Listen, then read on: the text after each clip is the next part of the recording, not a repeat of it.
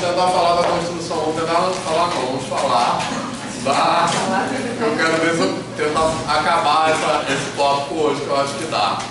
Da construção de Z e de Q por parte de equivalência. Tranquilo? Beleza? Então, como o nome está dizendo, a construção desses conjuntos na matemática contemporânea se baseia numa ideia matemática que é muito central, que é a ideia de classes de equivalência. Então, a ideia de classe de equivalência, basicamente, tem a ver com o seguinte, tem a ver com você tem determinado conjunto de objetos que, no nosso caso, digamos assim, que é um conjunto anterior de objetos, que no nosso caso será o conjunto dos números naturais, a partir do qual nós vamos construir primeiro o conjunto dos números inteiros e depois o conjunto a partir do conjunto dos números inteiros nós vamos construir o conjunto dos números racionais, tá certo? Então, você tem um conjunto anterior de objetos, que no nosso caso são os números naturais. E a gente, no conjunto dos números naturais, a gente vai reconhecer uma noção de equivalência. E essa noção de equivalência vai ser, quer dizer, o que o conceito de classe de equivalência faz? Ele encapsula uma noção de equivalência num novo tipo de objeto matemático. Tá claro? Vai ficar... Essa ideia tá clara que eu comecei a falar? Não? Tá, então olha só. Como é que a gente vai usar? Eu vou escrever aqui a definição de classe de equivalência, bonitinho. Mas como é que a gente vai usar essa noção? Na escola básica, qual é a ideia a partir da qual, quer dizer, acho que a ideia não, mas a motivação para a gente introduzir os números inteiros, ela se baseia a partir, em geral, do reconhecimento de uma limitação, digamos assim, no conjunto dos números naturais, concorda? Tá? A palavra limitação não acho muito boa, porque dá a sensação de que é um defeito. Não é um defeito, é porque é uma característica dos números naturais. Mas essa característica ela não dá conta da gente realizar o quê? O que a gente... 6 menos 8, exatamente. Que é o quê? Isso, qual o nome disso? 6 menos 8. Subtração, certo? Beleza? Tranquilo? Então, nos naturais, a gente não consegue realizar qualquer subtração, beleza? Em termos matemáticos, isso significa dizer que não é possível, ou significa dizer que você não tem os inversos aditivos, ou, consequentemente, que você não consegue definir uma operação de subtração. Tá claro? No sentido matemático. Tá legal? Beleza? Na linguagem da matemática da escola, normalmente a gente exprime essa propriedade dizendo que a operação de subtração não é fechada. Não é isso que se diz, em geral? Beleza? Aquela propriedade de fechamento. Os naturais são fechados para soma? São fechados para soma e para o produto, mas não são fechados para subtração e para divisão. Certo? Em termos matemáticos formais, a gente diria que a operação de subtração, que a subtração não é nem uma operação, tá? Porque, como a gente já falou, o que é a definição matemática de uma operação numa determinada estrutura? É uma função, vou botar tipo um símbolo genérico para representar uma operação. Esse asterisco tipo, pode ser qualquer coisa, tá? Então, uma operação binária seria isso, uma função.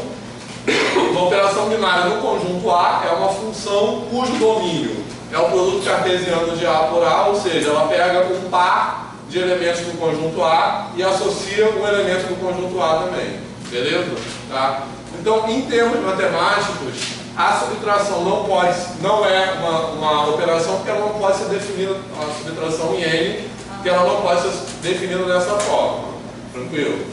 Agora, eu quero deixar claro que eu não estou defendendo com isso que a matemática escolar tem que estar subordinada à linguagem da matemática acadêmica. Beleza? Eu acho que na educação básica é para falar assim mesmo, uma operação que não é fechada. Tá? Porque eu não acho que tenha nenhum ganho na construção de conhecimento matemático pelos alunos do ensino fundamental entender isso aqui. Porque isso é uma formalização matemática a posteriori, que, a meu ver, não deve ser antecipada em relação à produção de sentido, como eu estava falando na aula passada, para essas ideias. Tá? Então isso não é relevante, eu acho. Entender que formalmente é uma operação ou não. Tá tranquilo? Meu ponto. Certo? Alguém quer falar alguma coisa sobre isso? Tá? Então, como a Ana Mary falou, qual é a limitação entre aspas, né? Entenderam por que eu estou falando entre aspas? Porque eu não gosto muito dessa palavra limitação. Se falar em possibilidade. Pode ser. É diferente? Não, porque a palavra limitação ela tem uma conotação de defeito. E eu acho que isso não é um defeito do conjunto N, isso é uma característica da estrutura algébrica do conjunto N. Ponto. Agora a gente vai construir um conjunto com uma outra estrutura algébrica. Entendeu? Eu estou usando o termo limitação para vocês entenderem o que eu quero dizer, mas ao mesmo tempo chamando a atenção por que eu não acho esse termo. E o cara só fala que você vai pegar esse conjunto e vai aproveitar o conjunto. Exatamente, você vai aproveitar, você vai expandir, digamos assim, a estrutura desse conjunto. Fala nisso, vocês conhecem esse livro do Caraça? É um livro super legal que eu recomendo. Isso aí, né? E tem muito a ver esse livro com a abordagem que eu estou tentando fazer aqui. Qual o nome do livro? Caraça, dentro de Jesus Caraça. É um livro. Se você tiver PDF, aí eu compartilho. Ótimo, esse livro é de 100 anos atrás, né? É em que ano esse livro? Acho que 40, assim. Acho que tem mais de 60 anos. Quem estiver aí, fica de olho, por favor. Sabe como é? Tem que estar vermelho para trás. Então, beleza. Pegando isso que a Ana Mary falou, o que a gente quer? A gente quer construir um novo objeto matemático e o que esse novo objeto matemático vai nos permitir fazer que o objeto anterior, no caso do número natural, não nos permite fazer.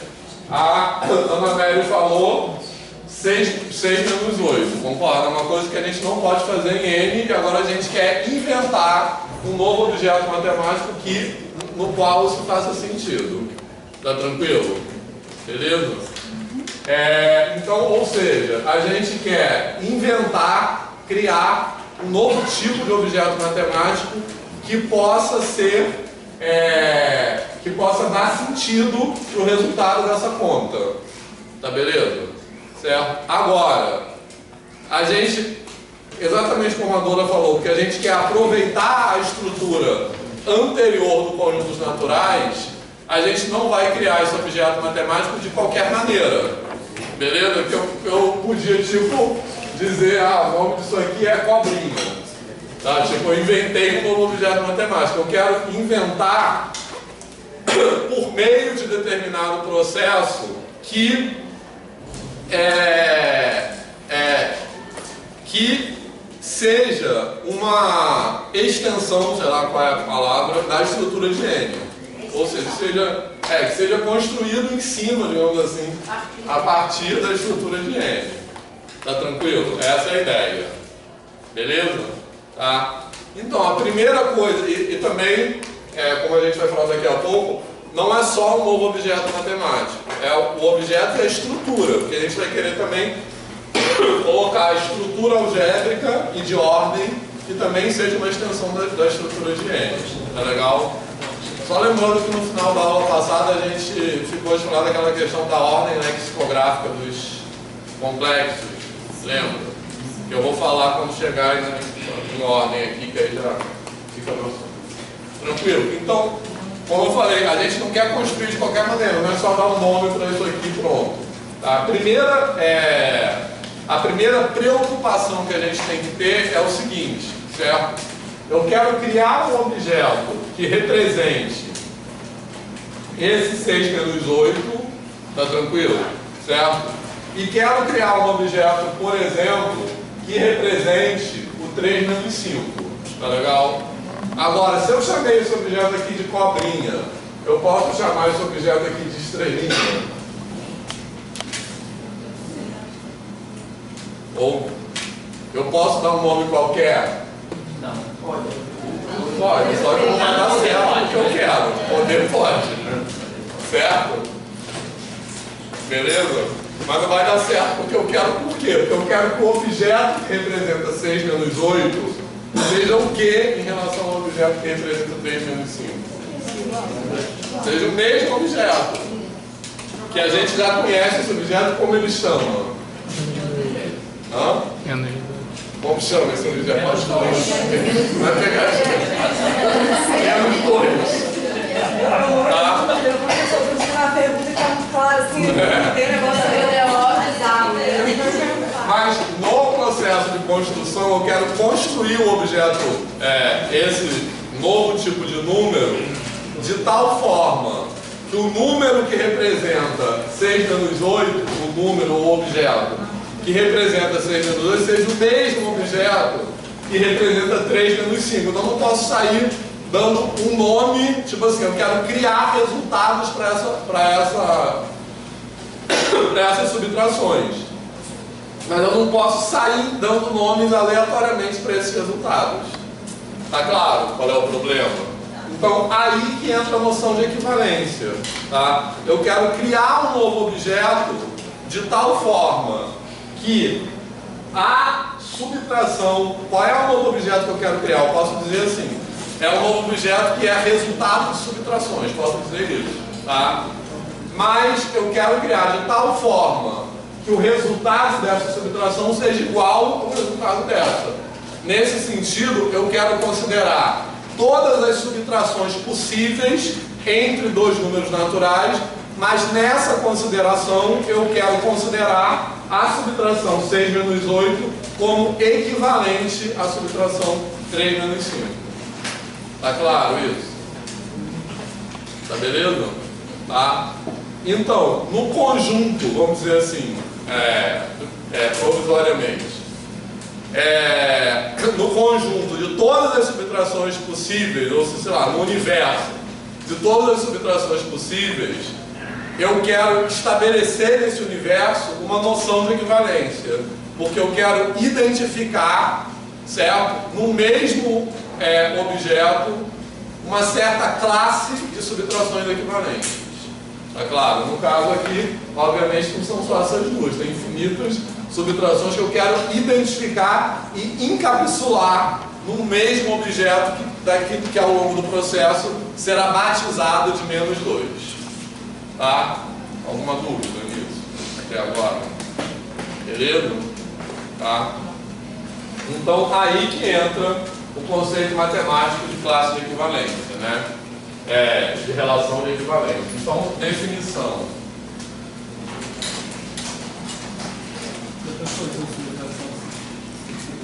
Oi? Tá. Então, definição.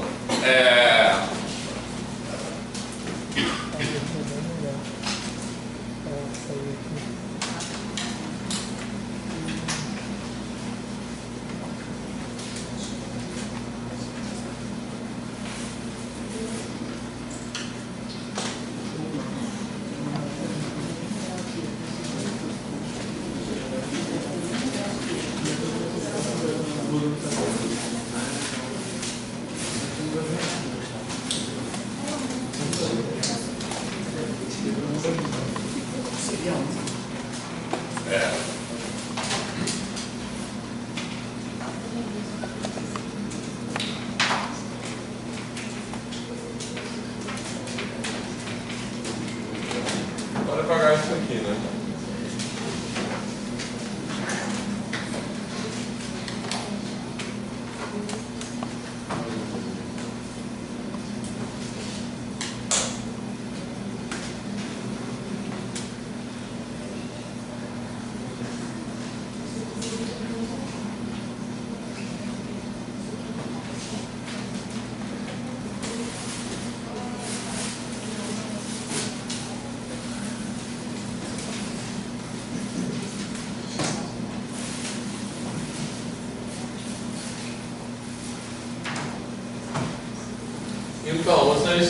Quem já viu essa definição lembram das 3 condições que determinam uma relação de equivalência?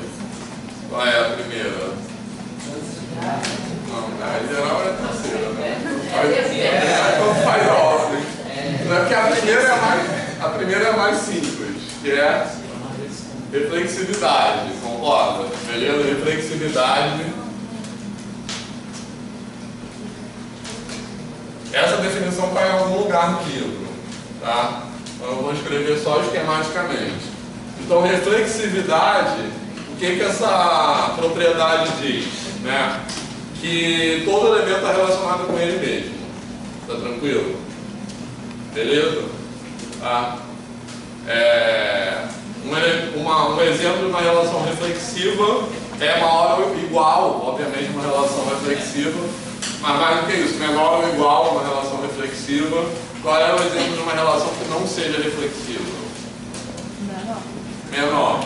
Pronto. Perpendicular. É uma relação que não é reflexiva. Porque uma reta não é perpendicular a ela própria. Beleza? Menor também não, o número não é menor que ele próximo. Divisão também. Mas dividir não é. Mas dividir não entra bem, né? Porque dividir não é uma relação que associa sim ou não. Divide. Divide. A divide B. A divide B. Menos natural. Não, aí não é. Não é? Ela é reflexiva, né? Porque A divide A. A reflexiva não é simétrica. Isso. Não é simétrica, exatamente. Beleza? Ela ao contrário. A luz naturais ela é antissimétrica. Beleza? Tranquilo? Então, aí depois, a próxima, simetria. Eu estou escrevendo aqui. Tranquilo? Certo? Então, simetria o que é? Se A está relacionado com B, então B está relacionado com A. Está tranquilo? Esqueci de representar isso aqui com um símbolozinho. Eu acho que no livro está representado tipo um R.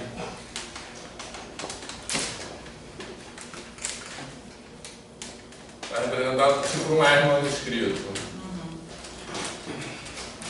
Eu estou tentando botar esse símbolo aí. Então, simetria, se o elemento A está relacionado com o elemento B, então B está relacionado com A. Está tranquilo? Tá, então, um exemplo de uma relação simétrica. Menor ou igual é uma relação simétrica? Não. Ao contrário, é uma relação antissimétrica, né? Que a gente já viu quando falou de relação de ordem. Relação antissimétrica é tipo o contrário disso. Que aqui eu estou dizendo que sempre que A está relacionado com B, então B está relacionado com A. Tá legal? Beleza? E antissimétrica, isso só acontece quando os elementos são iguais. Beleza? Tranquilo? Outro exemplo de uma relação simétrica é paralelismo, né? Ou perpendicularismo também, né? Se a reta R é perpendicular à reta S, então essa é perpendicular a essa. Tá? Tranquilo? E, finalmente, a ideia de transitividade, né?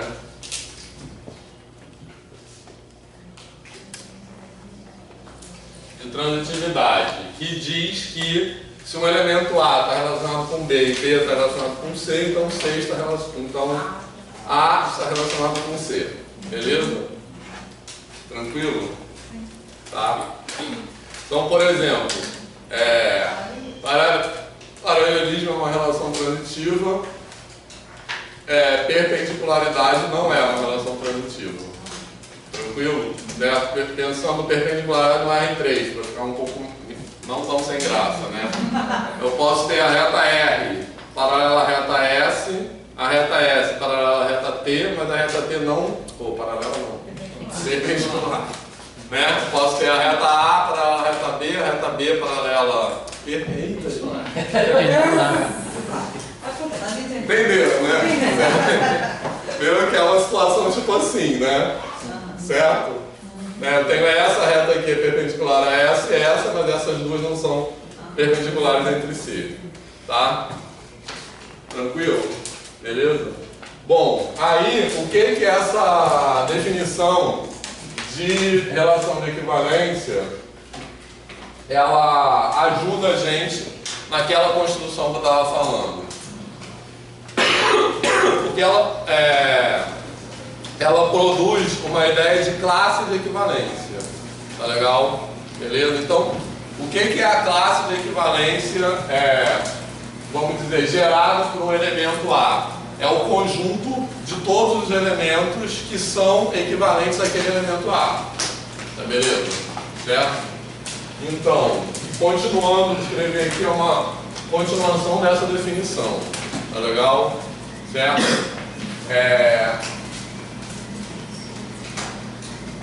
A classe de equivalência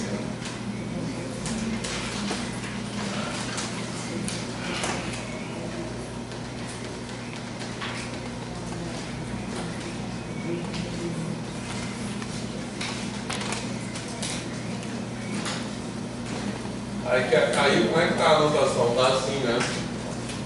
A anotação de classe equivalente. Está em colchetes. Tá.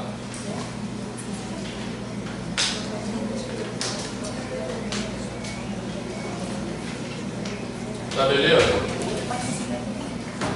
Certo?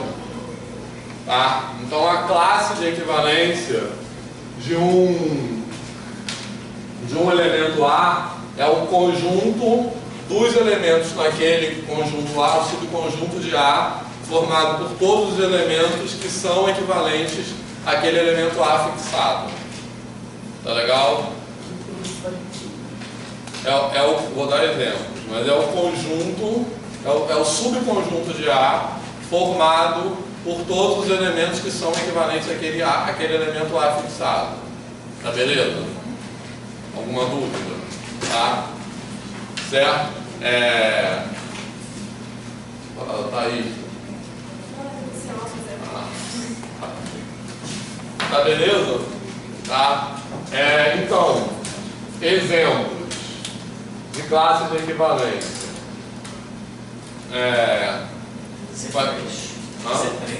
Z3, esse exemplo mais comum que tem, precisamente esse. Eu vou falar um mais legal também, mas esse é o mais comum que a gente viu na graduação, que é a ideia de classe de congruência. Tá certo? Beleza? Então, qual é a ideia aqui? Então a gente tem, a gente define uma relação de congruência, por exemplo, em Z, que eu vou dizer MN pertencentes a Z, então eu vou dizer que M, vou botar módulo 3, por exemplo, mas obviamente poderia ser módulo qualquer número inteiro, tá tranquilo? Certo? Então eu vou dizer que M é congruente a N módulo 3, C e somente C, isso aqui é a definição, 3 divide M menos N, tá tranquilo? Beleza? Tá? Isso é equivalente a dizer que M e N deixam o mesmo resto na divisão por 3. Tá? E eu, como eu falei, estou botando 3 à toa, né? Poderia ser qualquer número. Tá legal? Beleza?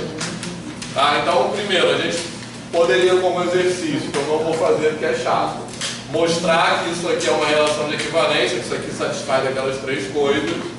Tá beleza? Então, uma vez mostrado que isso é uma relação de equivalência, a gente tenta identificar quais são as classes de equivalência geradas por essa relação. Tá? Então a gente começa, por exemplo, pelo zero. Essas classes de equivalência tradicionalmente são denotadas com uma barrinha em cima. Tranquilo? Então o zero, quem é a classe de equivalência do zero? Que é denotada por zero barra. É o conjunto dos K pertencentes a Z, tais que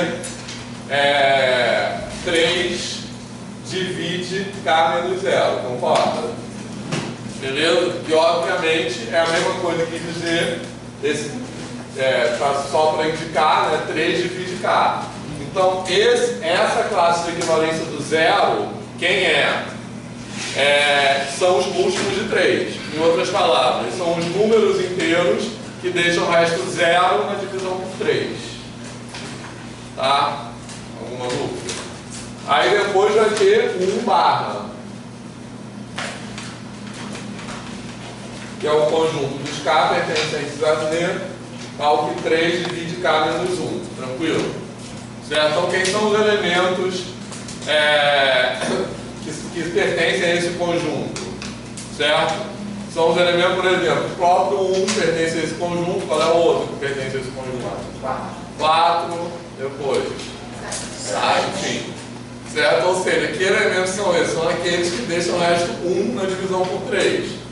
Tá? Porque se deixar o resto 1, esse resto vai se cancelar aqui e vai dar um múltiplo de 3. Beleza?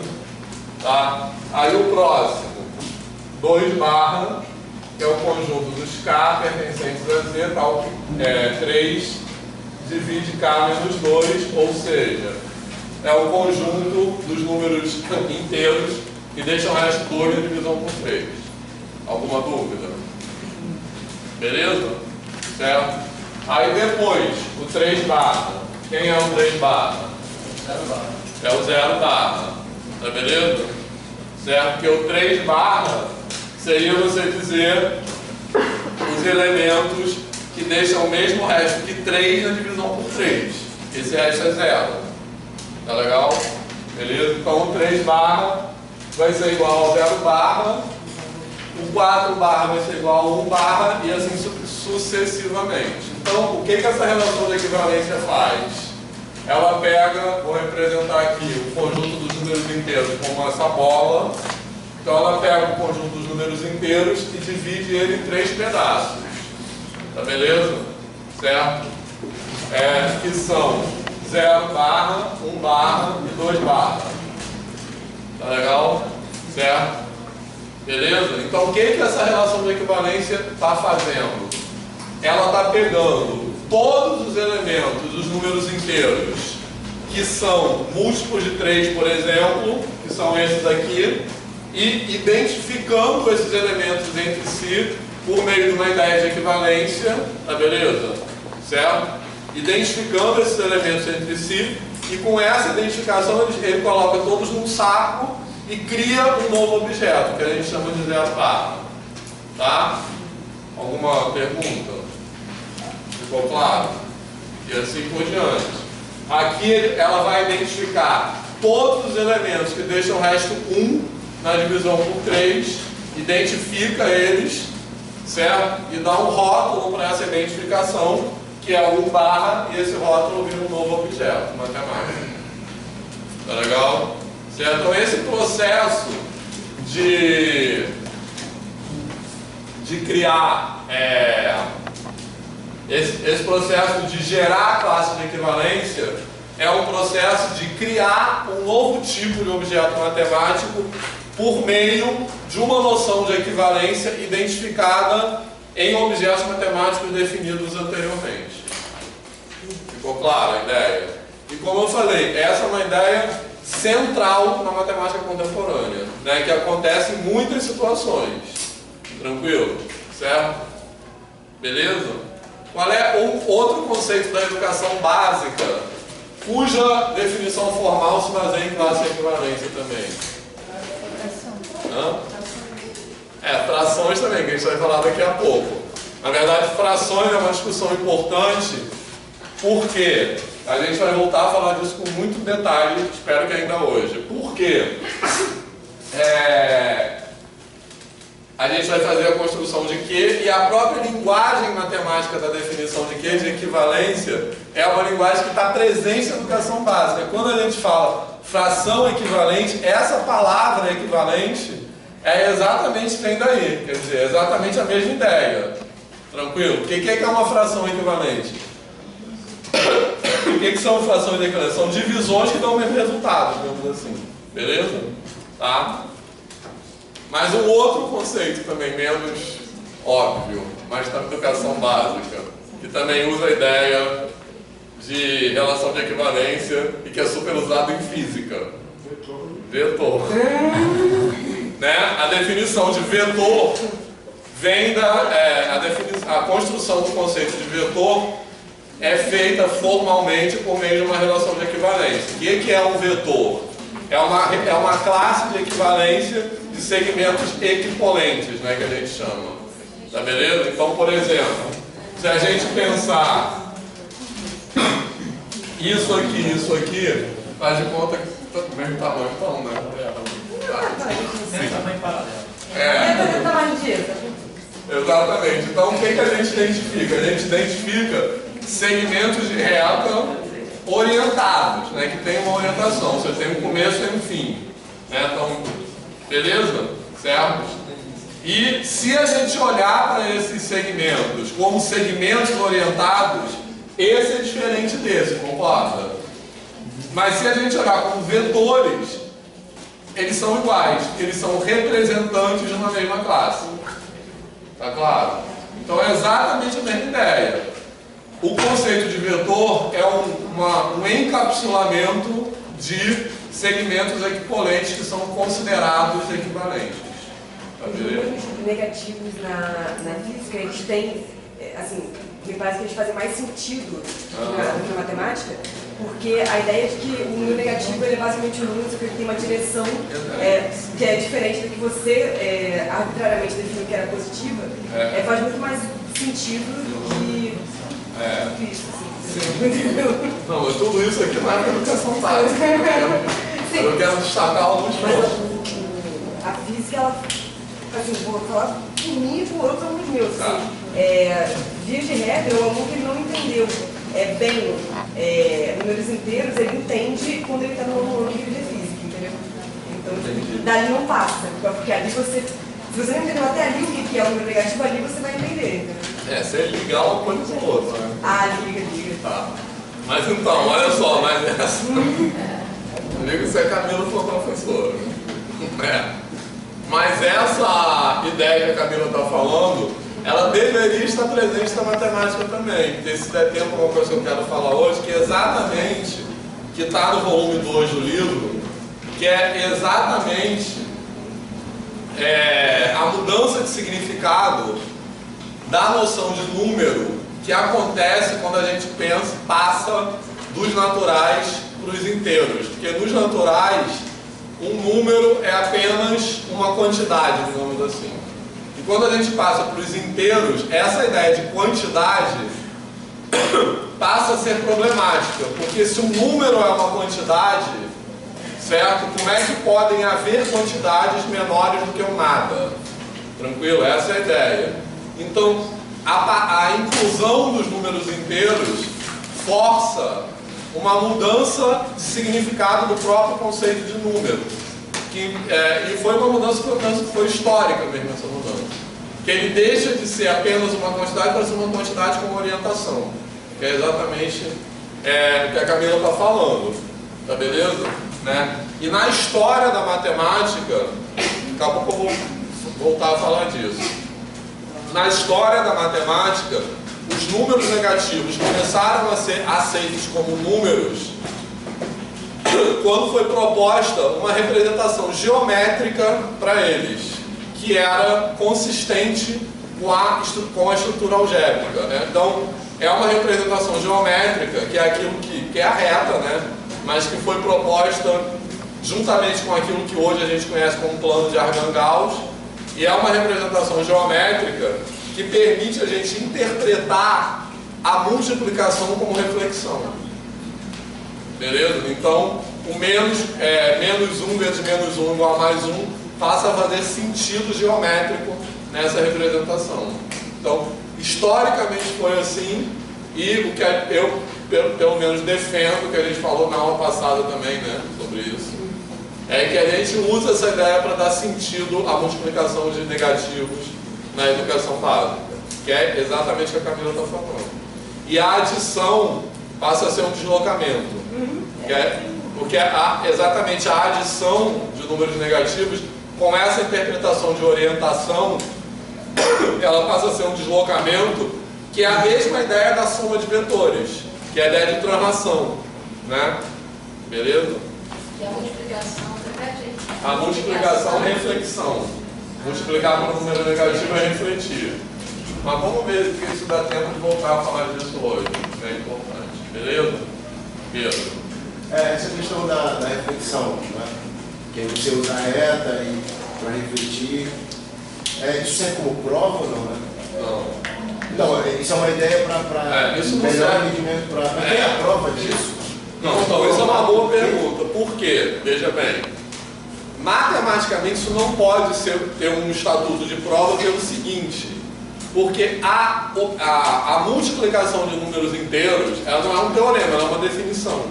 Entendeu? Ela é definida assim, certo? Como a gente vai fazer aqui, a gente vai definir a multiplicação com números inteiros, beleza? Então, não faz sentido falar de prova, porque isso não é um teorema, não é? Mas isso é uma maneira de dar sentido àquela definição. Eu vi algumas coisas na internet, né? Mas sabe, supondo por absurdo, então essa prova não faz sentido. Então tem que provar uma definição. Não tem que provar. Então, dá a ideia, que é que você defende, dá reta e ponto. Enfim, a partir daí. Uma justificativa gráfica. Isso. O que é importante fazer com uma definição é justificar, que não é uma prova matemática, justificar porque é definido assim, não de outra maneira qualquer. Beleza? Certo? O que tem uma prova que a gente fez na aula passada, que eu falei, em qualquer anel vale a regra dos sinais.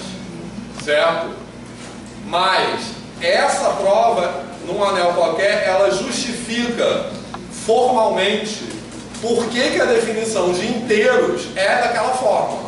A definição de inteiros não. A definição de multiplicação de inteiros é daquela forma.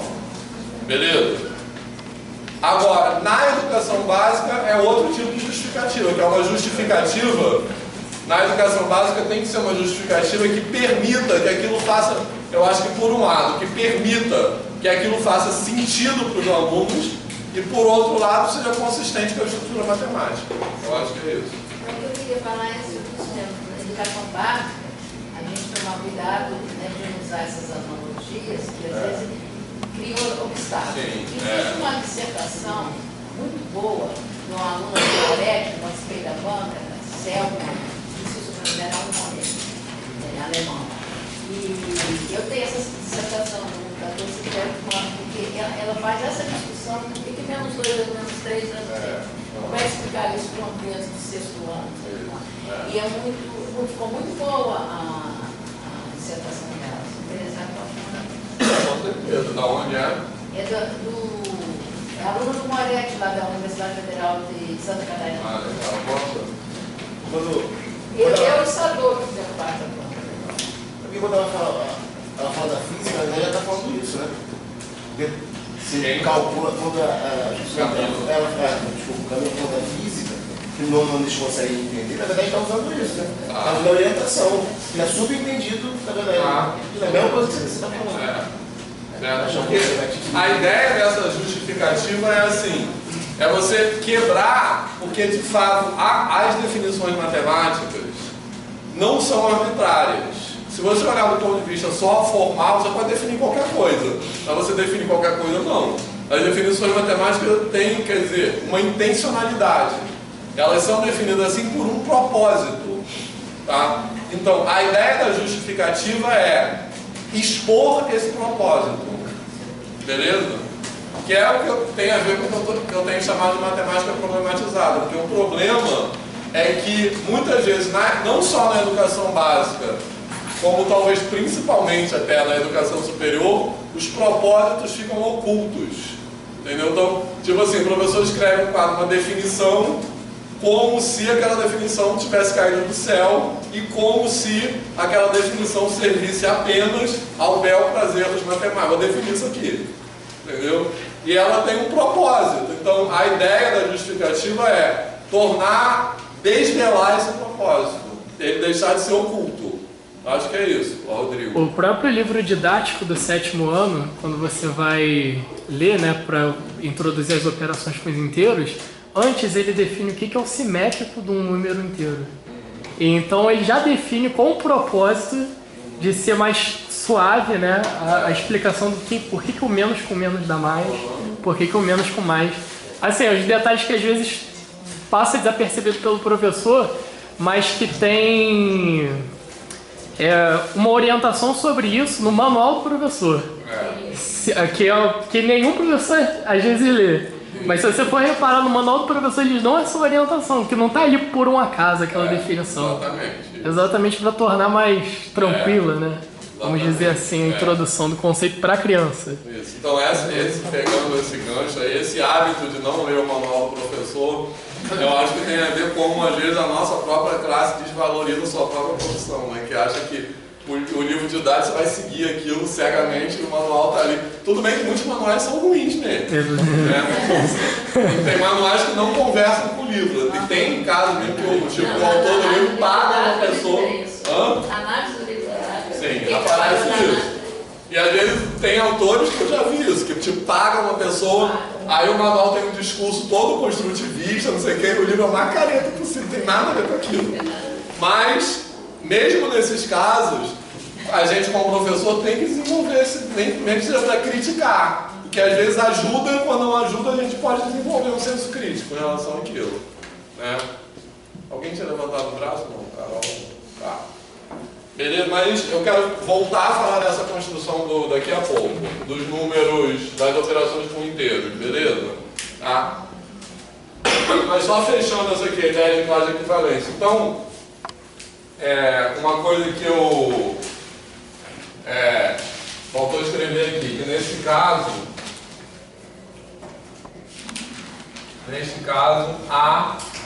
esse elemento A é chamado um representante dessa classe.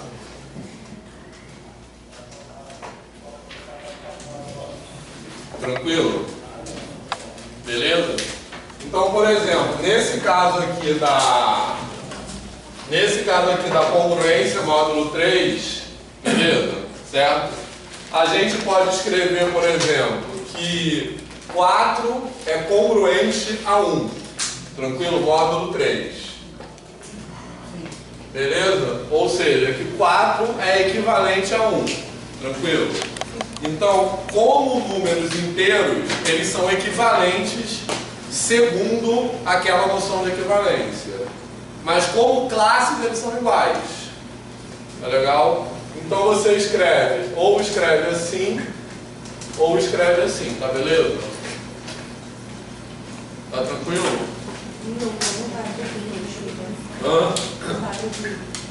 Que são objetos diferentes. Tem um objeto 1, que é um objeto número inteiro, concorda? Certo? E tem a classe gerada pelo 1, da qual o 1 é representante. Beleza? Certo?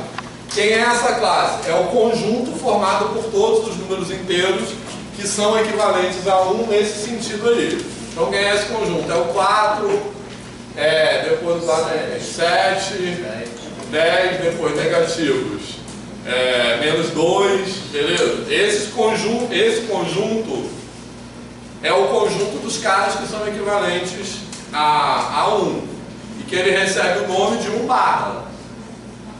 Beleza? Certo? Então, o conjunto dos caras que são equivalentes a 1 é o mesmo conjunto dos caras que são equivalentes a 4.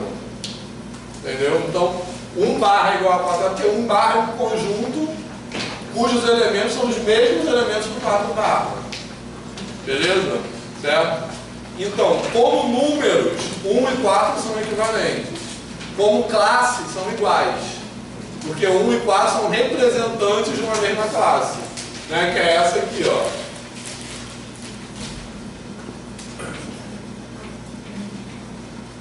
Beleza?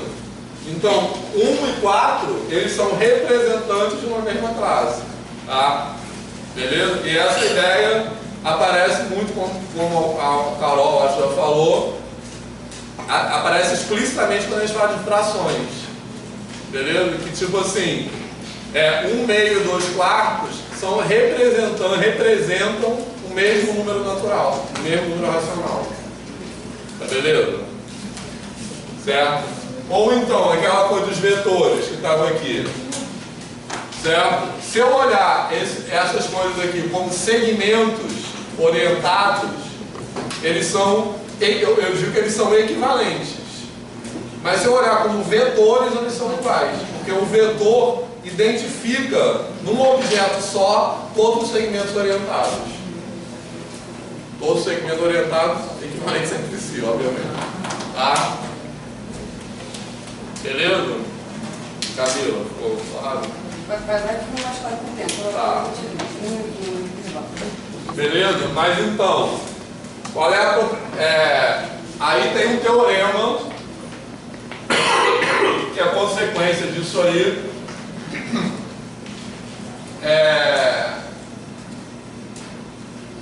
Tá, pode apagar o lado de lá. Pode apagar. No caso dos vetores, então, quando a gente fala de vetor equivalente, é coisa que dizer equivalente. Na verdade, matematicamente, pensando dessa forma, quer dizer, não sei exatamente o que é a palavra equivalente, mas formalmente seria igual. Entendeu? Porque equivalente, eu acho que é a palavra, é o segmento. Porque é a palavra que se refere à noção de equivalência.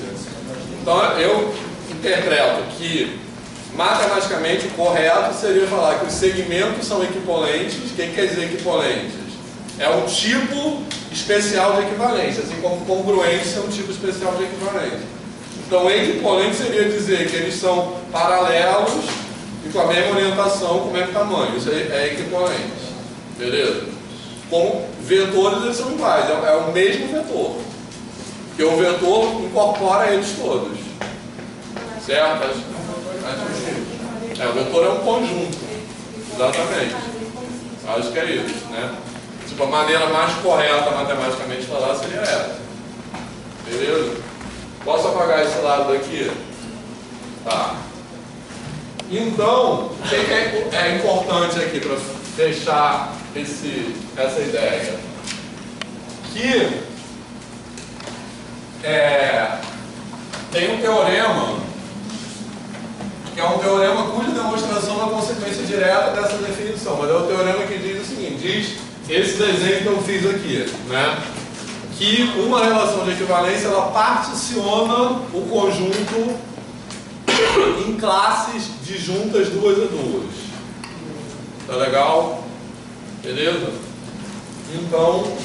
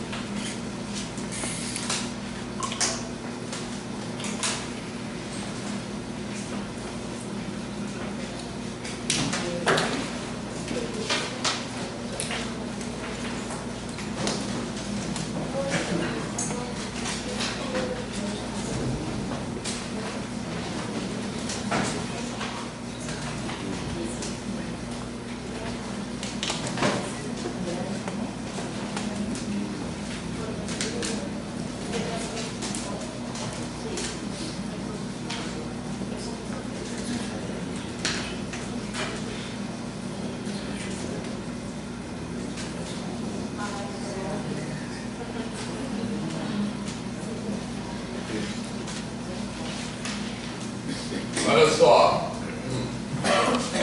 então o que eu estou dizendo aqui?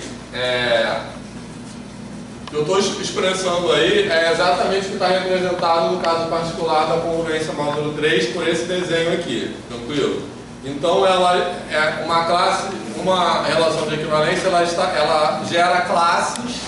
E o que elas vão fazer? Elas primeiro cobrem o conjunto inteiro, beleza? Certo? Que é isso que está escrito aqui. E elas são disjuntas duas a duas. Tranquilo? Ou seja, a única forma delas terem uma interseção não vazia, elas serem iguais. Se elas são diferentes, né? Escrevendo essa sentença aqui de forma logicamente equivalente. Se elas são diferentes, sem somente se elas são disjuntas. Tá beleza? Certo? Tranquilo? E a demonstração disso aí, como eu falei, é a consequência direta da definição. Por quê? O item A, eu acho que no livro está escrito essa demonstração, tá? Vê aí alguém. Tá. Hã? Esse é o segundo livro. É, o livro inteiro.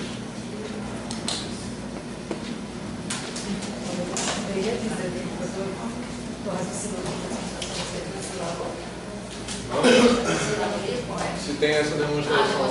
Eu também não sei se está anunciado dessa forma, mas de alguma forma parecida com isso.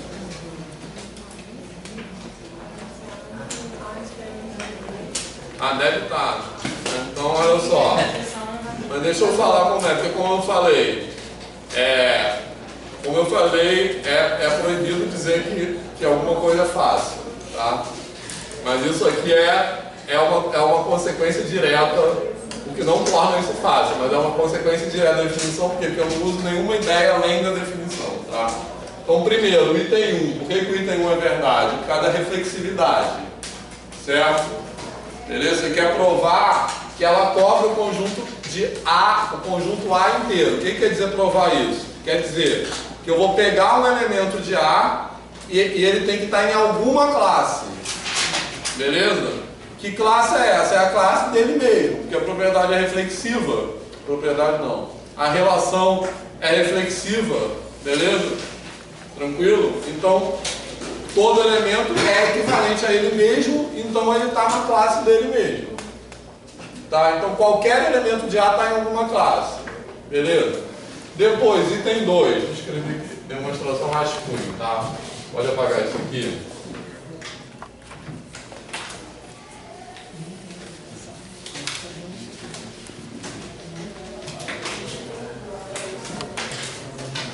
Então, o item 1 vem da reflexividade. E o item 2, o que eu vou fazer? Por exemplo, nessa direção aqui, ó, nessa direção aqui, eu quero provar que se eles têm uma interseção, então eles são iguais. O que significa provar que eles são iguais? Eles são conjuntos, concorda? Um está contido no outro. Beleza? Certo? Então, eu vou pegar um elemento X pertencente a A. Tá legal? Beleza? Certo? Um elemento X pertencente a A. Por definição de classe, o que significa isso? Significa que X está relacionado com A. Tá legal? Que a definição de classe é isso. Tá beleza? Tá? Agora, por hipótese, que eu estou fazendo essa direção daqui para cá. Então, isso aqui é a minha hipótese. Tá claro? A minha hipótese é que eles têm interseção não vazia. Então, por hipótese, existe um elemento C pertencente a A e pertencente a B. Tá legal? Existe pelo menos um elemento C pertencente a A e pertencente a B. Então, esse elemento C, ele é equivalente a A e ele é equivalente a B. Tá certo? Tá? Tranquilo? Tá? Agora a gente pega esse X aqui. Como ele é equivalente a A, certo? Por transitividade, né? X equivalente a A vai implicar X equivalente a C. Tá? Aqui na verdade eu estou usando, eu estou fazendo rápido, tá? Mas eu estou usando a transitividade e a simetria, porque eu estou mudando a ordem e aplicando a transitividade. Tá beleza? Certo? Então, aplicando a transitividade novamente, né, eu vou ter que esse X está relacionado com B. Né? Então, X vai estar relacionado com B, então X pertence a B barra. Tá? Ficou clara a demonstração? Agora tem que fazer a volta também. A volta eu vou deixar como exercício. Porque Você partiu que a interseção não é vazia? Eu parti que a interseção não é vazia. Por isso que eu escrevi isso aqui, ó. Por hipótese, qual é a hipótese? É isso aqui. Entendeu? Certo? Tá, na verdade eu fui muito correndo, não sei se ficou confuso. Na verdade, de forma mais organizada, querem que eu passe limpo isso? Eu acho que no livro tem escrito isso. Tá. Vamos passar limpo. Tá, posso apagar aqui mesmo? Boa. Tá. Então vou só repetir, tá? Vocês não acharam isso no livro, não? Deve ter. A definição é isso, mas a demonstração Tá, se alguém tiver depois eu escrevo bonitinho, mano. Mas olha só, isso aqui. Primeira coisa, eu estou fazendo essa direção daqui para cá, tá legal? Então, isso aqui é a hipótese, isso aqui é a tese, concorda? Beleza? Então, primeira coisa, por hipótese, existe um elemento C pertencente à classe de A e à classe de B, tá claro? Faltou botar um pertence. Ah, tá bom. Existe um C pertencente a A e pertencente a B, que na verdade eu deveria ter escrito isso primeiro, só para ficar mais organizado, tá legal? Existe um elemento C pertencente a A e pertencente a B. Eu estava vendo igual é vazio, e eu tive vazio. Ah, não. É o contrário. Eu óculos para perto, olhando para o outro. Beleza? Então, existe um elemento C pertencente a A e pertencente a B. Tranquilo? Isso é a hipótese. Agora, qual é a tese? Que eles são iguais. Tá legal? Mas eles são conjuntos. Como é que eu provo a igualdade de conjunto? Um está contido no outro. Então, o que eu vou fazer? Eu vou pegar um elemento X pertencente a A. Tá? Aí, então, isso aqui deveria vir depois disso. Eu vou pegar um elemento X pertencente a A. O que eu quero concluir? Que ele pertence a B. Qualquer que seja. Então um elemento X qualquer pertencente a A. Beleza? Quero chegar que ele pertence a B. Por definição de classe de equivalência, ele é equivalente a A. Certo? Porque a classe é o conjunto de todos os elementos que são equivalentes a A. Tá beleza? Então, X é equivalente a A. Tá claro?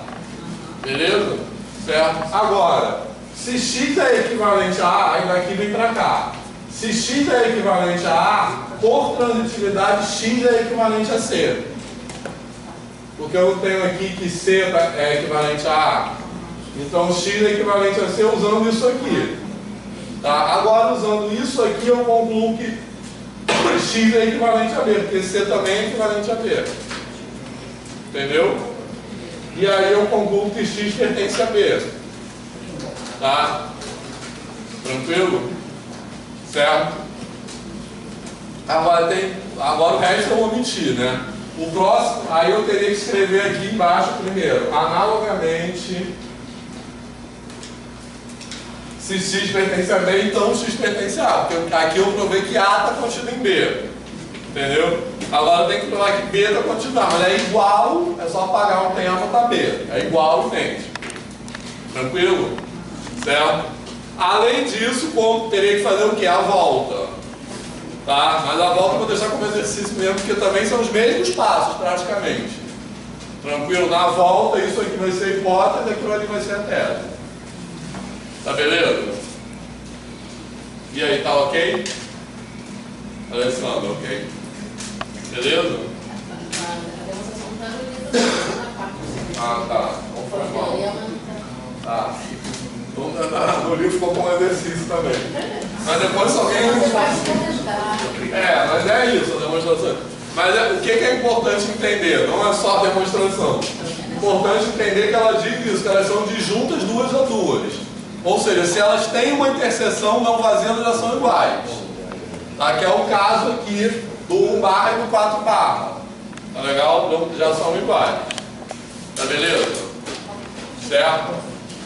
Então, com base nesse teorema, certo? A gente chama esse conjunto das classes de equivalência que é gerado por um particionamento do conjunto original, na qual a classe é definida, a gente chama de conjunto quociente. Tá? E essa ideia de quociente tem a ver com o que você está dividindo mesmo o conjunto. Entendeu? Beleza? Você está dividindo o conjunto Z em 3 partes, por exemplo. Então é o conjunto gerado por esse quociente. Tá legal? Então o conjunto quociente, eu vou escrever já aqui bonitinho. Ele é representado dessa forma aqui, ó. A quociente, a relação, tá? Tranquilo? Então, no caso, o conjunto quociente aqui, beleza? Eu tenho Z. Nesse caso aqui, eu tenho Z, beleza? Certo? Aí, em Z, eu defino essa relação congruência módulo 3, tá certo? Beleza? Tá? E aí, eu pego, então Z é o conjunto Z, normal.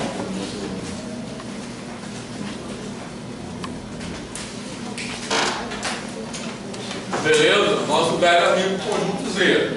Aí nesse conjunto Z eu coloco essa equivalência. Essa equivalência o que ela vai fazer?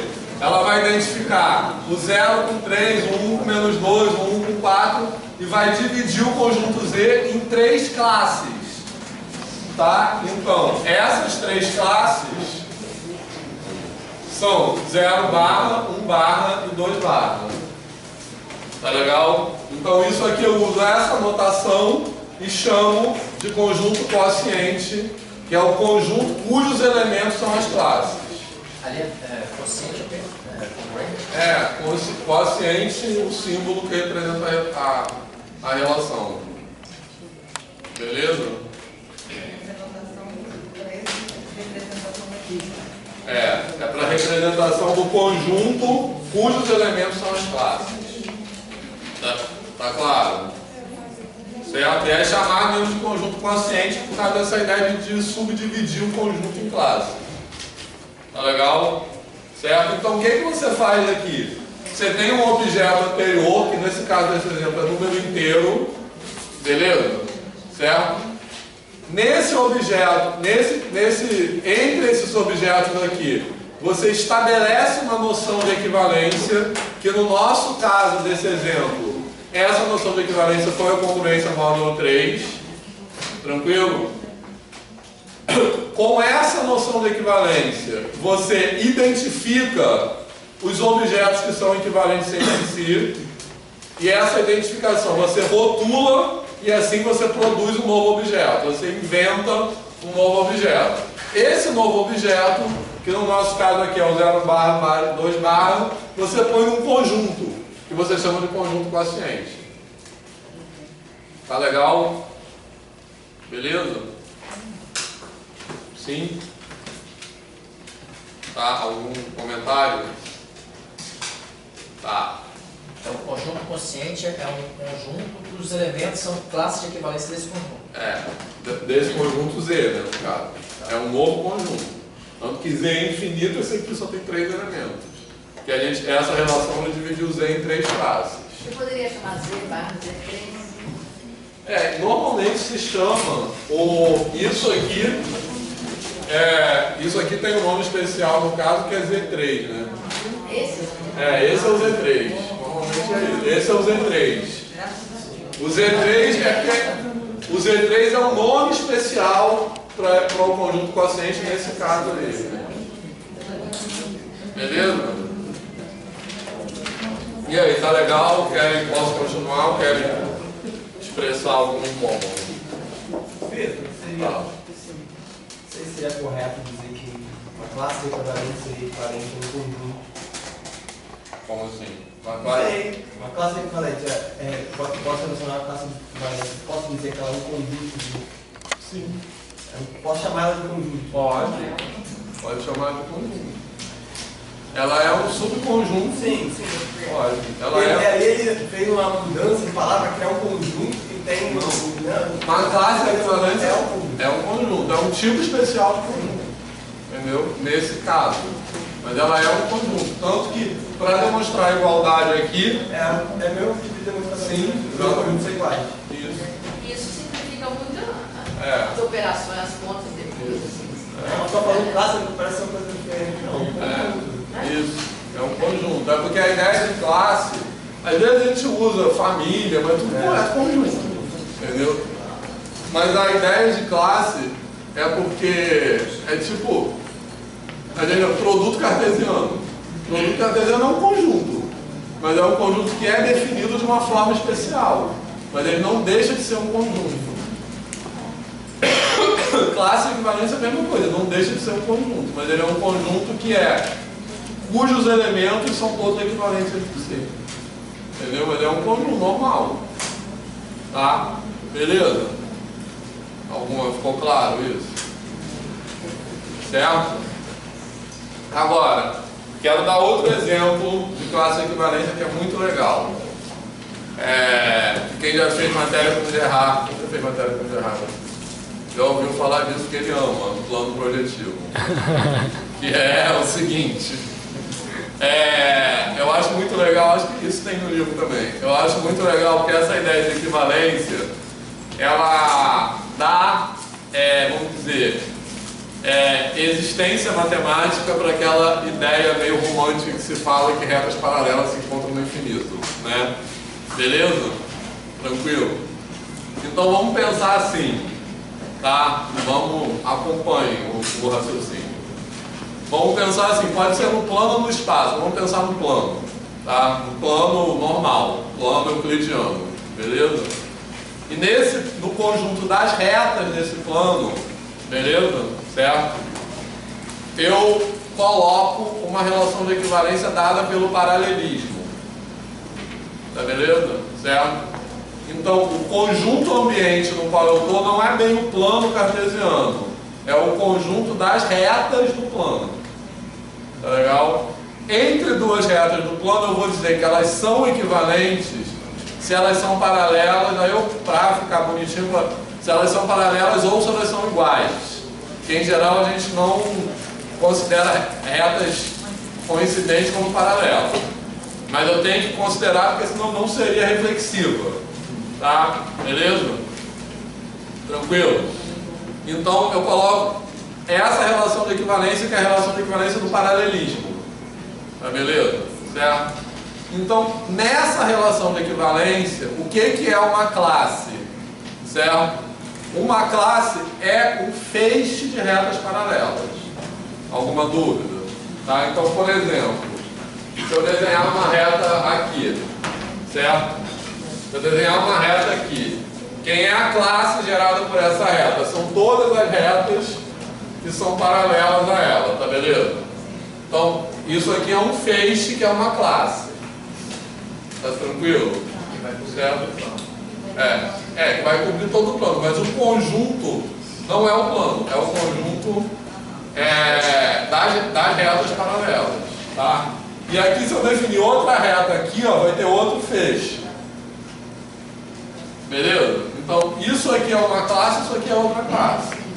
Que aqui elas estão se interceptando, mas aqui não importa, porque essas classes elas moram lá no conjunto das retas pertencentes ao plano, não no plano, tá? Mas tudo bem, o importante entender o seguinte, cada feixe de retas paralelas é uma classe, tá tranquilo? Certo? Cada uma dessas classes eu vou chamar de um ponto impróprio, tá? O que é um ponto impróprio? É um ponto no infinito, beleza?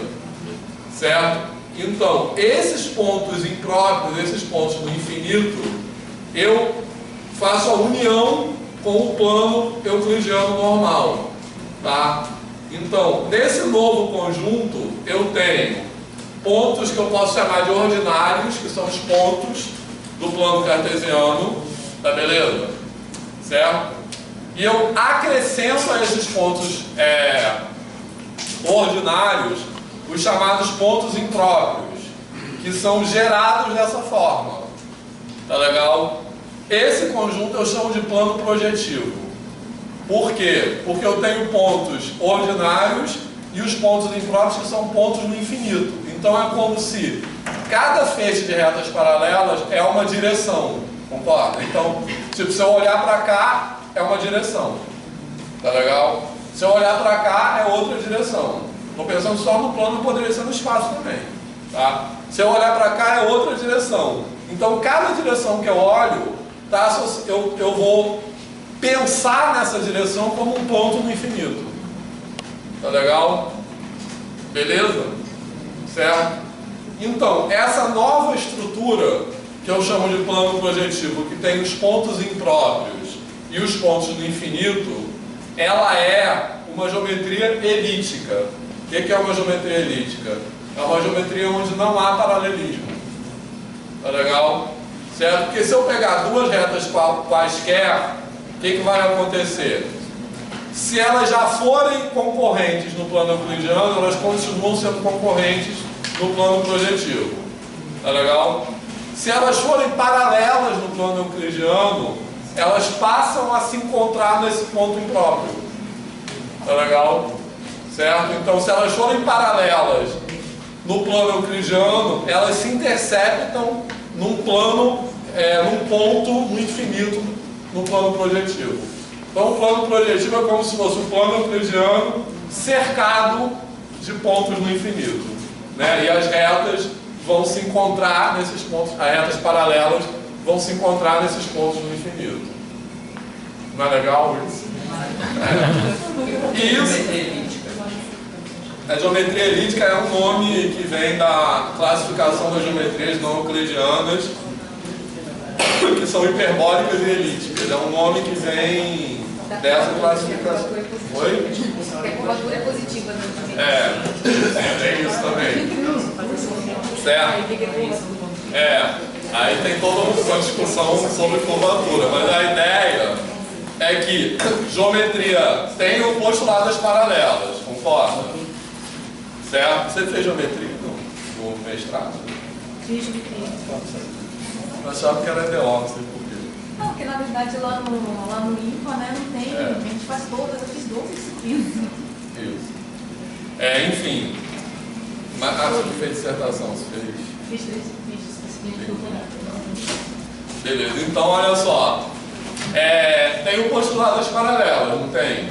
Beleza? Que fala que uma reta é uma reta, um ponto é uma única paralela. Tem duas formas de negar esse postulado, que geram as geometrias não euclidianas, certo? Uma forma é dizer que não existe nenhuma paralela. Tranquilo? Certo? Essa forma gera geometrias que são chamadas de geometrias elípticas. E uma outra forma de negar esse postulado é dizer que existe mais de uma paralela. Então, uma forma é negar a existência, a outra forma é negar a unicidade. Então, existe mais de uma paralela. Essa forma gera as geometrias chamadas de geometrias hiperbólicas. Beleza? As geometrias hiperbólicas, elas são tipicamente representadas naqueles desenhos do Escher, que são chamados plano de Poincaré, né? Que são aqueles bichinhos que vão, tipo, sabe o que é, não? São tipo uns passarinhos. Pássaro que eles vão, quando eles vão, tipo assim, um disco. Peixe, né? Peixe, que é um disco que quando os passarinhos vão se aproximando da fronteira, eles vão ficando cada vez menores. Beleza? Certo? Então, naquele caso ali tem infinitas paralelas, passando, que é tipo assim, ó. É um desenho como se fosse isso. Tá? Tem uma reta aqui e um ponto, aí ele faz assim, ó. Isso aqui é uma paralela, isso aqui é uma paralela, todas essas aqui são paralelas. Entendeu? Porque as retas não são mais retas, agora as retas são. Entendeu? Beleza? Lembra que quando a gente fala de geometria, reta e ponto são termos primitivos, são termos sem definição. Então nem sempre reta será aquilo que a gente tem por reta. Então nesse caso aqui, reta são essas coisas aqui. Então se eu desenhar, isso aqui também é uma reta, todas essas aqui são paralelas a essa, porque elas não cortam, não se interceptam. Tá? Beleza, mas o termo hiperbólica, eu acho que hiperbólico vem do hiper mesmo, né? Eu acho que é isso aí. E essas são chamadas geometrias hiperbólicas. Entendeu? Certo? E as geometrias elípticas é onde não existe paralelismo. Tá legal? Então, esse plano projetivo é um exemplo de geometria elíptica. Tá beleza? Certo? Que não existe paralelismo. Tá legal?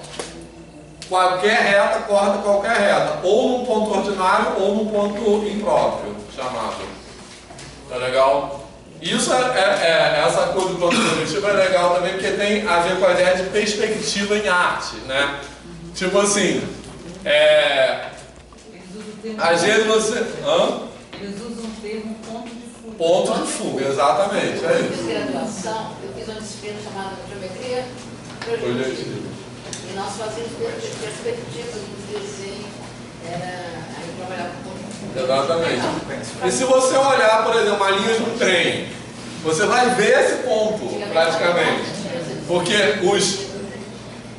sei lá como chama, as paradas lá da linha do trem são paralelas, mas se você olhar assim, é como se estivesse tipo, convergindo assim para um ponto, né? E esse ponto em arte é chamado ponto de fuga. E aí tem aquela discussão das pinturas medievais que não tinham perspectiva, né? Sabe o que é, né, essa parada? Que começou no Renascimento.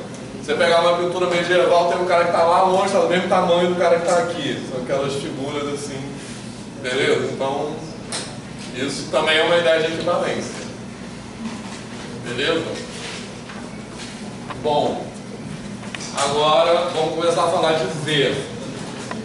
Da construção de Z baseada nessa ideia. Tá legal? Certo? Mais algum comentário sobre isso? Tá legal? Vamos lá.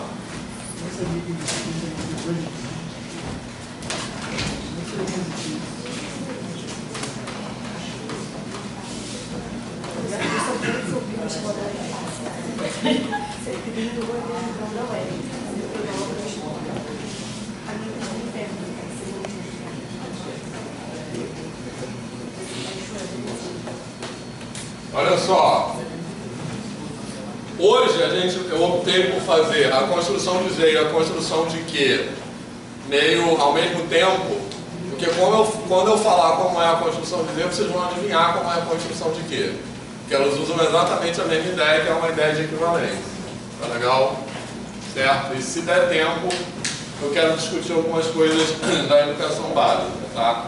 E a gente não vai fazer...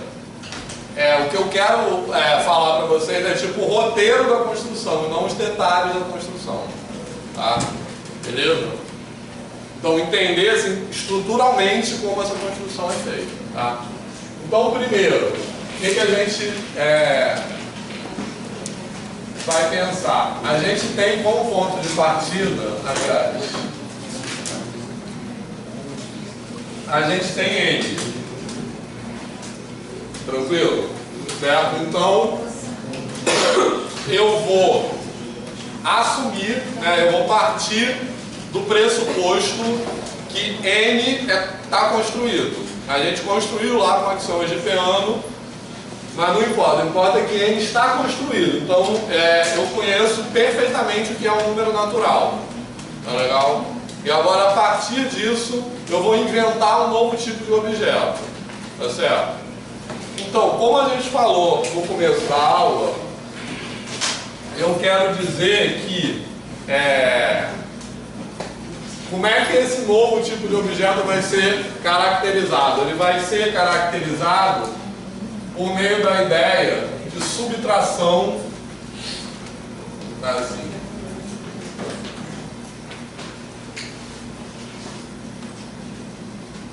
de subtrações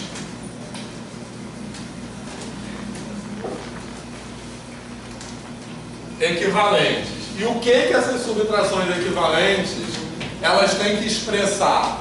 Elas têm que expressar subtrações entre dois números naturais que dão o mesmo resultado.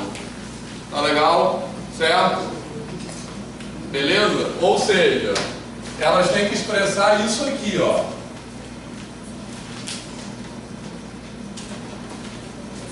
Tá tranquilo? Acho que no livro a gente está usando A, B, C, né?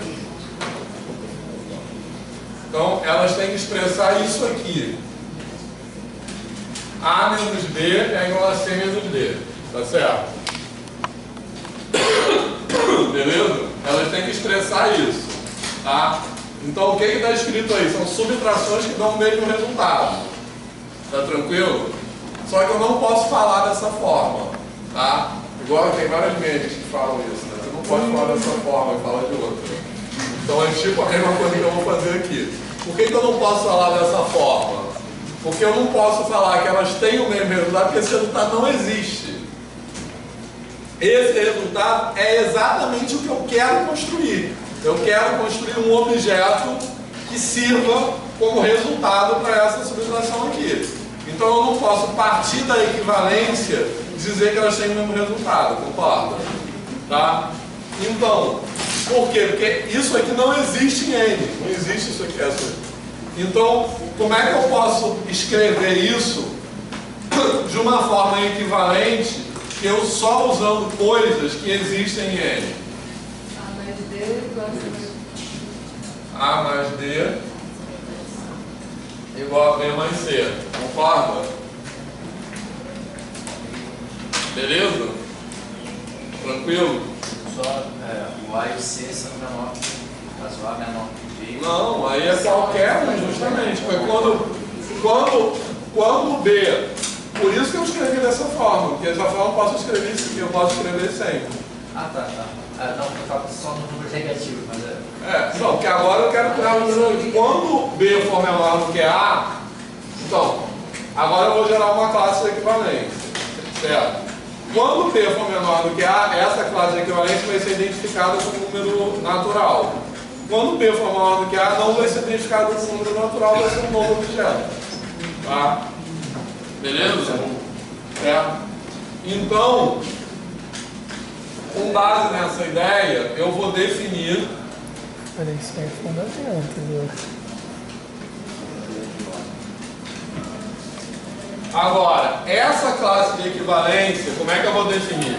Eu vou definir a classe de equivalência usando essa expressão aqui, tá legal? Beleza? Tá? Agora, eu vou definir isso aqui. Vou dizer que as coisas serão equivalentes se isso aqui acontecer. Tá legal? Agora, quais são as coisas? Essa equivalência é entre números naturais? É entre o quê? Não, mas é equivalência entre o quê? Hã? Isso. Oi? Tipo assim, o que eu quero dizer é que no começo da aula a gente usou isso aqui, ó. Esse exemplo. 8 menos 6 vai ser igual a 3 menos 5, não foi isso? 6 menos 5. Tá bom. 6 menos 8 é igual a 3 menos 5, concorda? Que eu vou reescrever dessa forma aqui. 6 mais 5 é igual a 3 mais 8, tá beleza? Certo? Isso aí é uma equivalência entre o 6 e o 3? Não, é uma equivalência entre o que e o que? 6 e 8 e 3. 6 e 8 e 3 e 5. Então, a equivalência é entre números naturais? Não, é entre o quê? Pares ordenados, e tem que ser ordenado. Eu quero dizer quem é o primeiro, como é que chama isso? Na subtração. Minuendo subtraindo. Eu quero dizer que ser par ordenado, porque o primeiro vai ser o minuendo, o segundo vai ser o subtraindo. Beleza? Então vai ser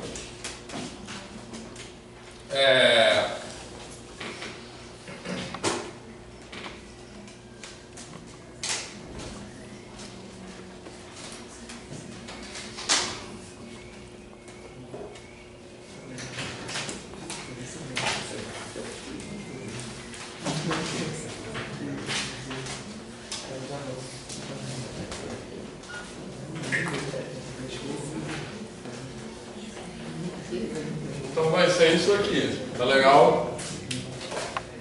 Beleza? Tá? Eu vou dizer que o par AB está relacionado com o par CD, sendo que esse par aqui, ele representa uma subtração. Tá legal? O par AB está relacionado com o par CD, certo? C e somente C, A mais D igual a B mais C. Tá beleza? Tranquilo? Agora, obviamente, o primeiro exercício que tem que ser feito, que eu não vou fazer, é mostrar que isso é uma relação de equivalência. Mostrar que isso aí de fato é reflexivo, simétrico e transitivo. Tá legal?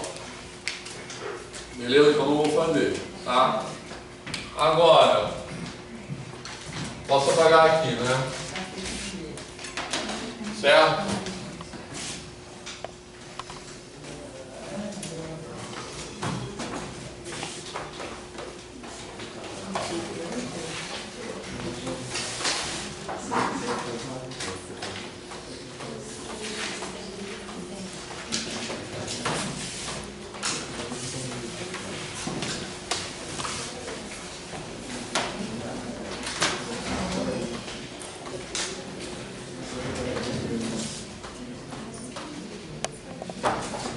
Beleza? Então olha só, qual é a ideia dessa definição?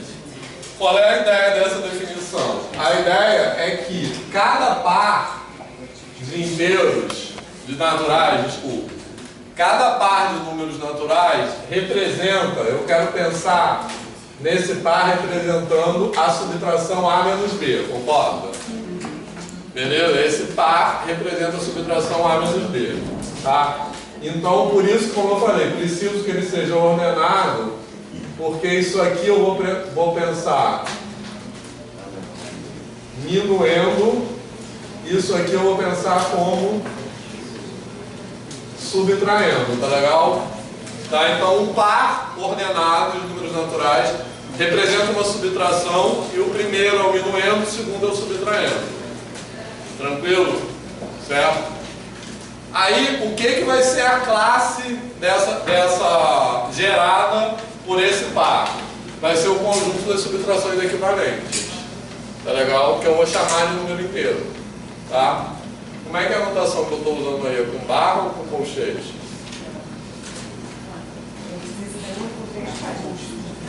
Construção de Z. Acho que é barra. Colchete, tipo assim.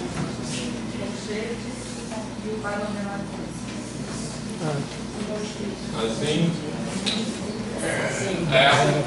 Tá. Então, isso aqui o que é? Isso aqui é o conjunto, como o Fernando falou, isso é o conjunto de todos os pares ordenados equivalentes a B. Concorda?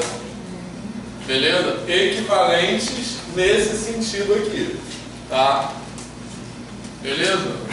Então, o que é, por exemplo, se eu pegar, por exemplo, esse cara, vou botar 3, 6, por exemplo, certo? Beleza? O que é 3, 6?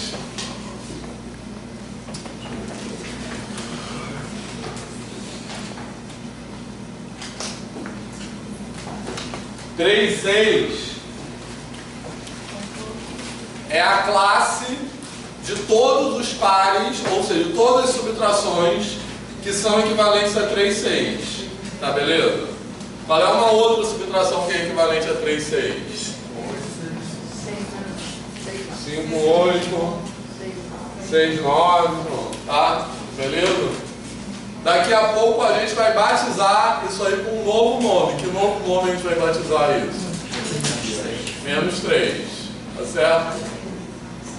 Tá beleza? Tranquilo? Então,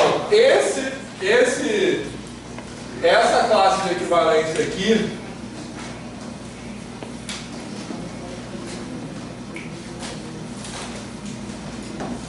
certo? Essa classe de equivalência aqui, a gente vai chamá-la com o nome de número inteiro, tá certo? Show? A gente dá o nome a ela número inteiro. Então, criou um novo objeto a partir do reconhecimento e da identificação de uma equivalência entre objetos anteriormente definidos. Tranquilo? Então repara, ou a gente escreve assim, aquela coisa que eu falei da diferença entre representante e classe, ou a gente escreve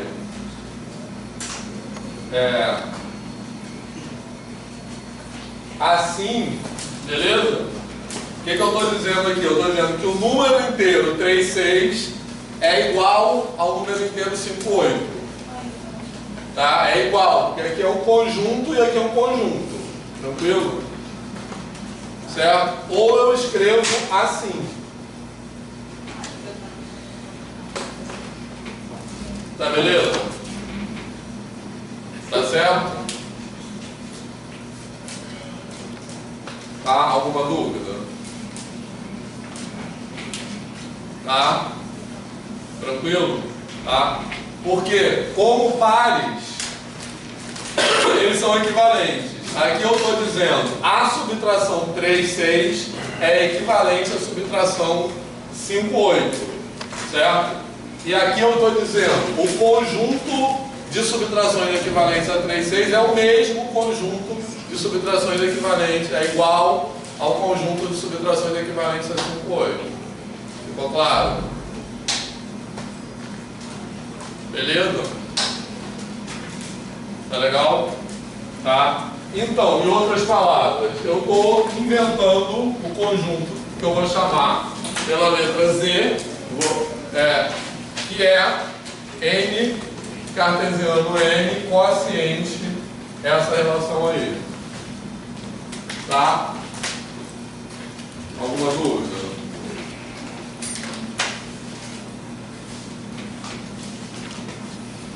Certo?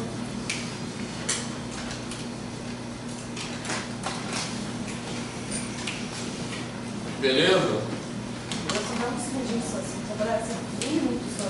Tá. Tá quase na hora do intervalo. Então pode deixar para lá um minuto. Não, mas mesmo assim ele pode ter um minuto. Só uma questão de tarefa. Sempre é bom. Um minuto.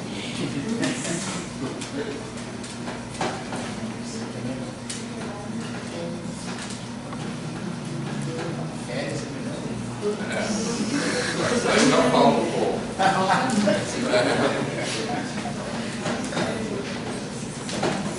Mas ficou claro a ideia? Vetoria, Z é N versus N, quociente.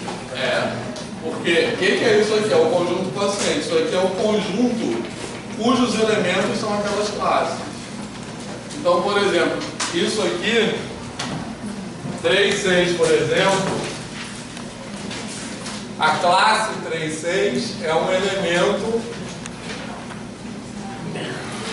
entendeu? 3, 6 sem o colchete é um elemento de N cartesiano N, tá certo? Beleza? É um elemento do produto cartesiano. N cartesiano N quociente a relação é o conjunto das classes. Tá legal? Então isso aqui, agora isso aqui, como o Fernando falou, é um conjunto também. Tá? Esse conjunto quociente é um conjunto cujos elementos são conjuntos. Tá? Então, nessa construção, como a gente conceitua um número inteiro? A gente conceitua um número inteiro como um conjunto de subtrações equivalentes entre números naturais. Ficou claro? Aí depois, no final da construção, a gente vai esquecer que aquilo é um conjunto. Mas a fundamentação disso é essa. Tá legal? Um número inteiro, essa construção ela diz isso. Tá? Eu estou inventando um objeto número inteiro como um conjunto de subtrações equivalentes entre números naturais. Achou? Beleza? Tá. E aí, já passou um minuto? Pode até um tempo, obrigada. Posso apagar, copiar, já, tirar fora? Eu queria apagar esse lado aqui, pode? Tá? Porque, como eu estou falando, a ideia é fazer as coisas paralelamente, Então agora eu quero que vocês adivinhem como vai ser a construção dos racionais. Estou adiantando, tá? Porque a gente, obviamente, não acabou a construção dos inteiros. Por quê? Porque até aqui eu defini o número inteiro como elemento de um conjunto só. Agora eu quero colocar a estrutura dos números inteiros. Então agora o próximo passo é definir as operações e a relação de ordem.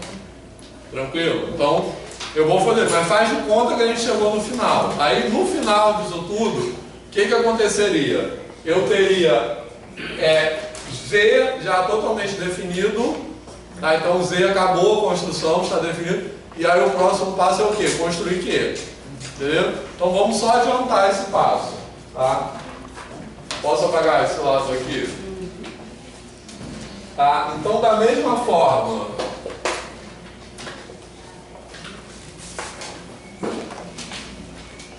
da mesma forma, de forma análoga, que eu conceituei, que eu falei, nessa construção a gente conceitua um número inteiro como um conjunto de subtrações equivalentes. Eu vou supor agora que os números inteiros estão construídos, beleza? E eu vou conceituar um número racional como? Como cartesiano de Z e Z sem Z.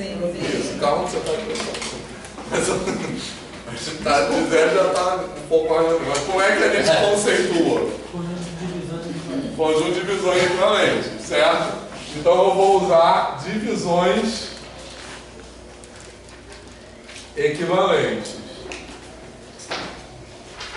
Beleza? Tranquilo? Então o que eu quero dizer?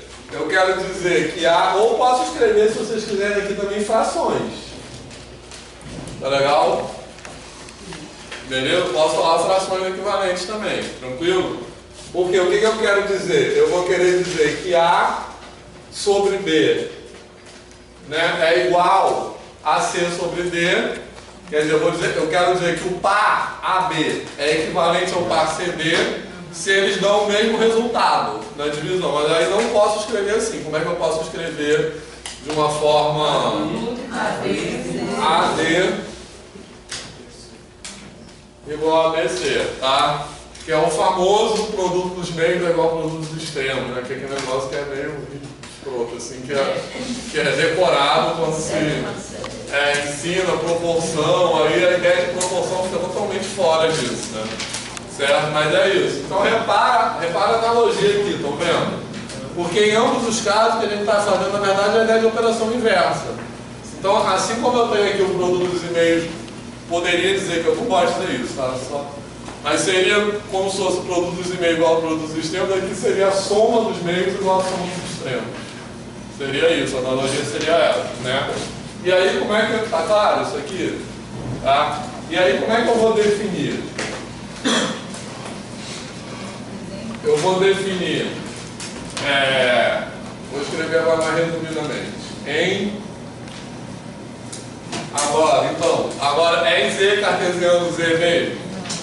Não. Esse aqui eu vou tirar o zero. Por quê? Porque o primeiro elemento do par ordenado vai ser o numerador e o segundo elemento vai ser o denominador. Assim como naquela construção, ela diminuindo, subtraindo, agora vai ser numerador e denominador. Tá? Então eu vou definir. Acho que são esses símbolos que eu estou usando no livro, tá? Esses símbolos aqui não são padronizados, aproveitando uma vez que a Camila falou. Esses símbolos não são padronizados não, tá? São símbolos que a gente inventou aí quando escreveu esse livro, tá? Poderia ser outro símbolo qualquer para representar essa relação, beleza? Esses aqui.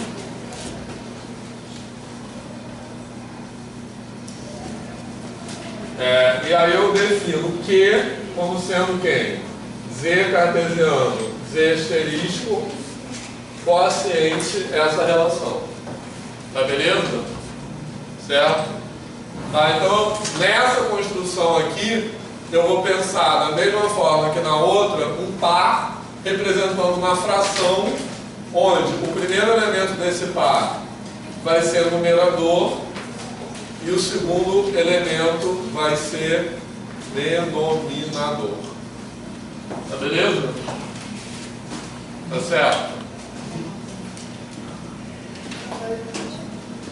Tranquilo? Fala. Aquela equivalência lá com o tracinho, a gente estudou duas, por exemplo, para mostrar que Símbolo de equivalência, do quociente.